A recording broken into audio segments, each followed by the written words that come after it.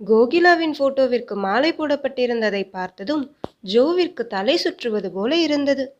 அப்போ இவங்களும் ஆவிதானா என நினைத்த ஜோ அதற்கு மேல் அங்கு நிற்பது ஆபத்தென்பதை உணர்ந்து வேக வேகமாக அங்கிருந்து வெளியே சென்றாள்.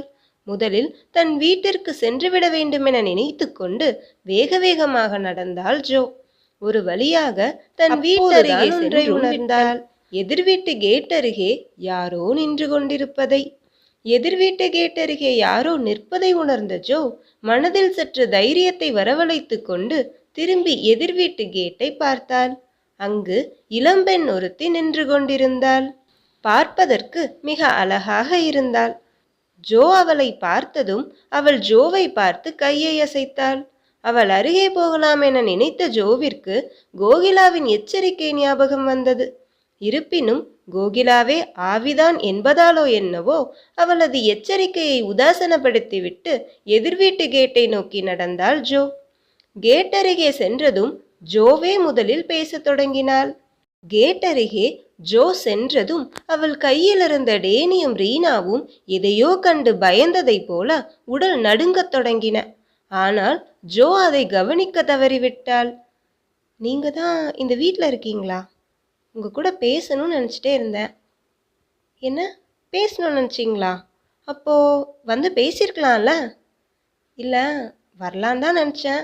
பட் அதுக்கான டைம் அமையலை. சரி, எவ்வளோ நாளாக இந்த வீட்டில் இருக்கீங்க? நான் ரொம்ப வருஷமாக இந்த வீட்டில் தான் இருக்கேன். அப்படியா என ஜோ ஆச்சரியமாக, ரொம்ப வருஷமாக இங்கே தான் இருக்கீங்களா? சரி, உங்கள் வீட்டில் எத்தனை பேர் இருக்கீங்க என ஆச்சரியமாக கேட்ட ஜோவை பார்த்து ஒரு மர்மமான புன்னகையோடு அந்த பெண் பேச ஆரம்பித்தாள். நான் மட்டும்தான் இந்த வீட்டில் இருக்கேன், அதுவும் தனியா என்று கூறவும் ஜோ மீண்டும் ஆச்சரியமாக, தனியாவா இருக்கீங்க? பக்கத்தில் சுடுகாடு இருக்கிறது, உங்களுக்கு பயமா இல்லையா என்று கேட்கவும், அதனால என்ன, சுடுகாடு பக்கத்தில் இருந்தா பயப்படணுமா என்ன?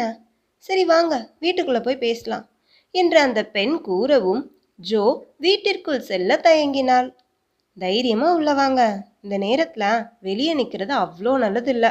அந்த பெண் அவ்வாறு சொன்னதும் ஜோ பயத்தில் உடனே எதிர் வீட்டு கேட்டை திறந்து உள்ளே சென்றாள்.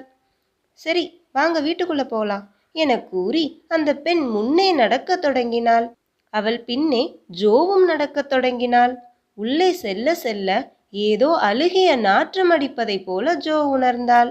துர்நாற்றம் வருவதை உணர்ந்ததும், என்ன இது, இப்படி ஒரு கெட்ட வாடை வருது என சுற்றிலும் பார்வையை செலுத்திய ஜோ முன்னோக்கி நகராமல் அங்கேயே நின்றுவிட்டாள்.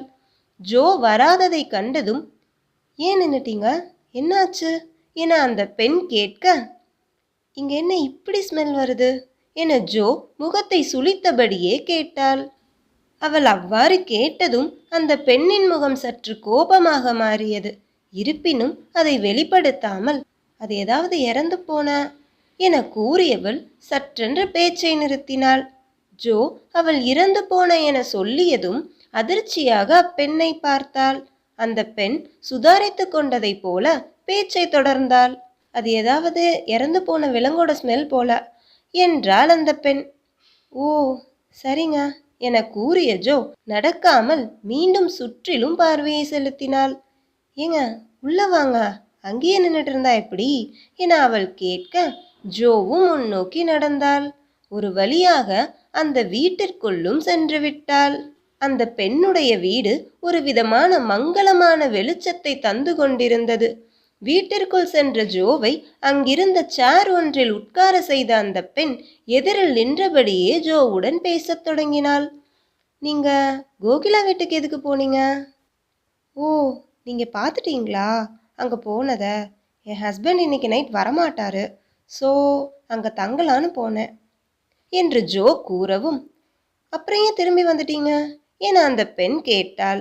அது வந்துங்க, கோகிலா ஒரு ஆவிங்கிறது இப்பதான் தெரிய வந்துச்சு, அதனால தாங்க என்று ஜோ கூறவும் உடனே அந்த பெண் வித்தியாசமாக சிரிக்க ஆரம்பித்தாள்.